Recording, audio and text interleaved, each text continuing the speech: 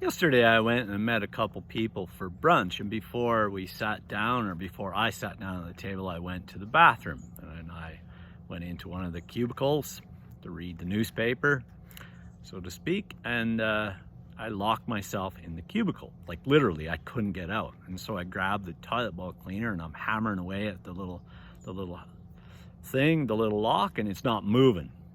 And at this time, a gentleman happens to come in and he says, well, he'll go get somebody to rescue me. But I thought to myself, well, I'm not a middle linebacker for the Dallas Cowboys, so I'll just crawl underneath the cubicle. And that's what I did to set myself free.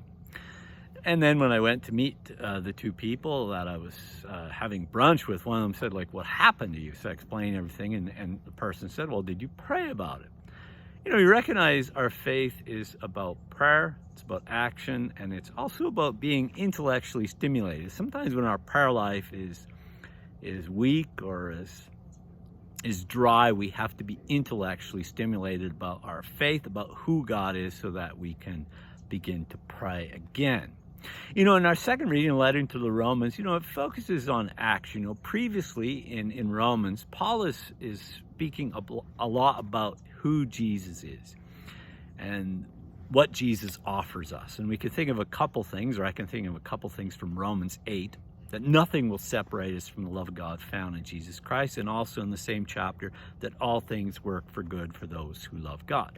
And now in today's reading, we are to do our action. We are to offer our bodies as living sacrifices for the benefit of others. And what we're to do first is to recognize that it's good to be alive, good to have a body, you know, and this gets magnified when Jesus Christ becomes human, that it is good to be alive. And so, you know, no matter what goes on in life, we have to continue to see life as a blessing.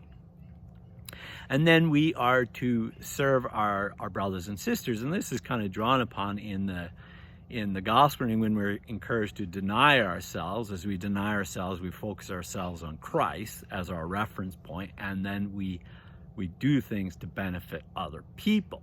And in that, we find our life, we find our purpose, we find meaning. In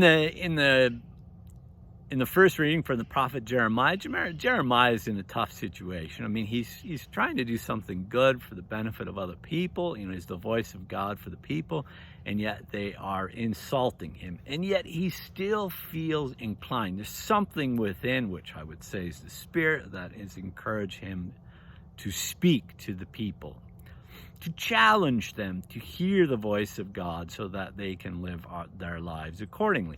You know, we don't just, you know, look at our faith from a distance, but we have to absorb it into our hearts, and then we live it out, just as Jesus did.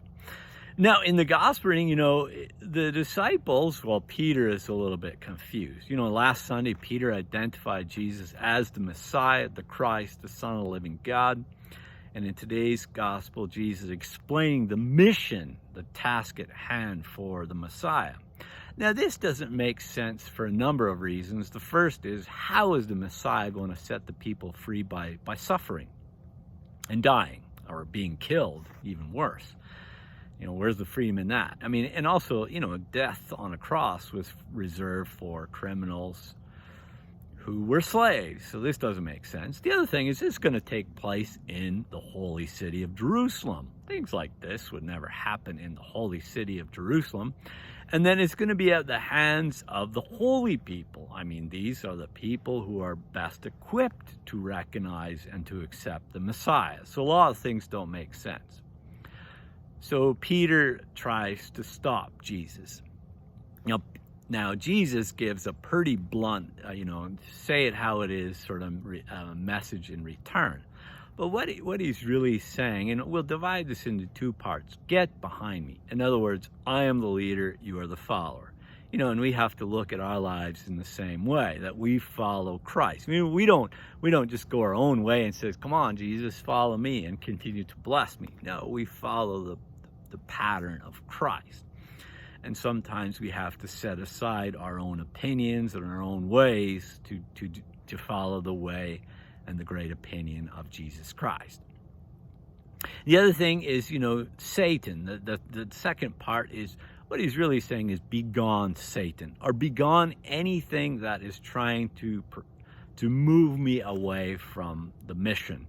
Now, ultimately, behind the mission is to do the will of the Father. In other words, to respond to the love of the Father through the Holy Spirit.